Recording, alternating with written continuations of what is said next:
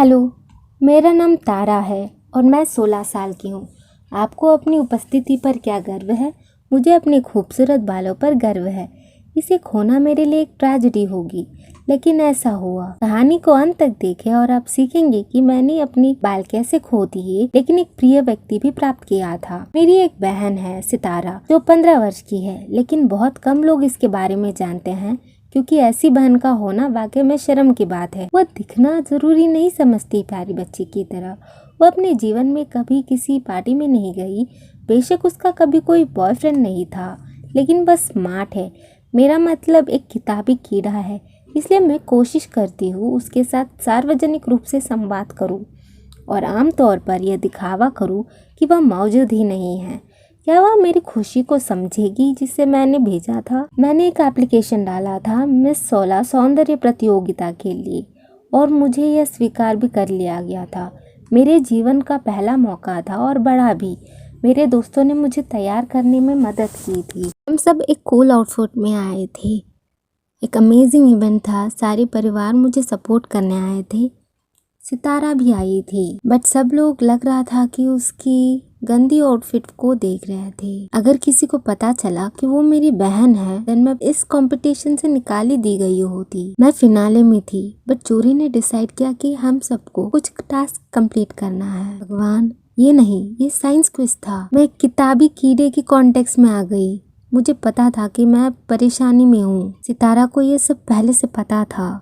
मुझे पता है। मैं उसकी आंखों में देखी और सितारा मुझे कुछ बताना चाहती थी। मैं समझ नहीं पाई। मैं कॉन्टेक्स्ट हार गई। मुझे लगा मेरी दुनिया उलट पुलट हो गई। सितारा बड़बड़ा रही थी कि एक बूढ़ी औरत की तरह। वो कह रही थी कि मॉडर्न कंपटीशन सिर्फ ब्यूटी की नहीं है, बट पर्सनालिटी और दिमाग भी देखता है। मैंने उससे बहुत शांति से कहा कि यहाँ से चुपचाप चले जाओ।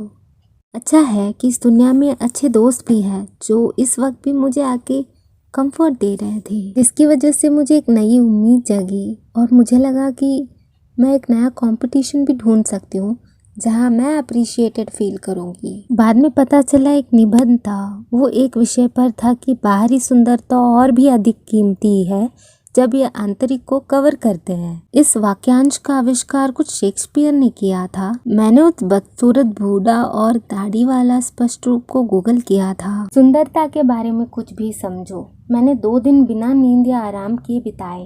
अपने निबंध पर काम करते हुए मैंने पहली पंक्ति भी लिखी, लेकिन वह आगे नहीं बढ़ी। अचानक दरवाजे पर दस्तक हुई। सितारा मेरे लिए एक कप हॉट चॉकलेट लेकर आई थी। इस बेवकूफ़ी भरे निबंध से थक चुकी थी कि मैंने सितारा से भी शिकायत की और उसने कहा कि वह मेरी मदद कर सकती है। और 2 घंटे उसने एक बहुत बड़ा पाठ लिखा जिसमें जूरी को पसंद आने वाली हर चीज़ थी। परिस्थिति के बारे में कुछ, विश्व शांति के बारे में कुछ और कुछ अन्य बारे में। वैसे भी सितारा के निबंध को प्राप्त हुआ और उच्च स्कोर में मिल सकता था। मुझे मेरी सफलता के सम्मान में अगले चरण में बुलाया गया और दोस्तों ने पार्टी फेंकी और बहुत बड़ी वाली थी एक दिन पहले।